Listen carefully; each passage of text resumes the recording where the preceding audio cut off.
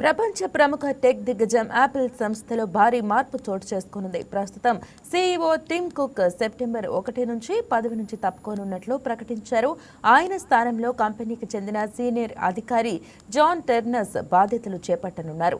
దాదాపు దశాబ్దానికి పైగా కంపెనీని విజయవంతంగా నడిపించిన కుక్ ఇకపై ఎగ్జిక్యూటివ్ చైర్మన్ గా కొనసాగుతారు.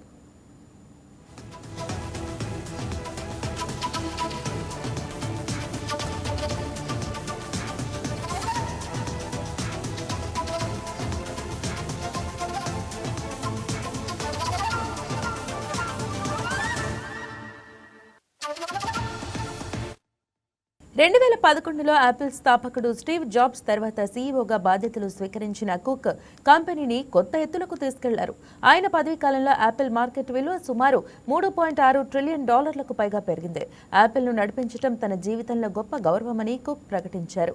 ఆయన నాయకత్వంలో యాపిల్ ఐఫోన్కే పరిమితం కాకుండా ఎకోసిస్టమ్ను విస్తరించింది. ఎయిర్పాడ్స్, యాపిల్ వాచ్ వంటి కొత్త ఉత్పత్తులను ప్రవేశపెట్టడంతో పాటు సర్వీసుల రంగంలో కూడా భారీగా ఎదిగింది. ప్రపంచంలో మొదటిసారిగా $1 ట్రిలియన్ మార్కెట్ విలువ దాటిన కంపెనీగా నిలిచిన యాపిల్ అనంతరం $4 ట్రిలియన్ మార్కును కూడా అందుకుంది.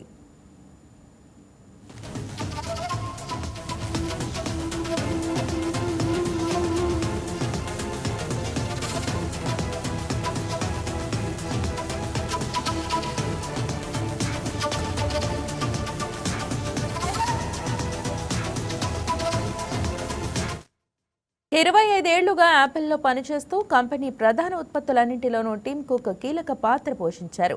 ఈ నాయకత్వ మార్పు యాపిల్కు కీలక దశలో జరుగుతోంది.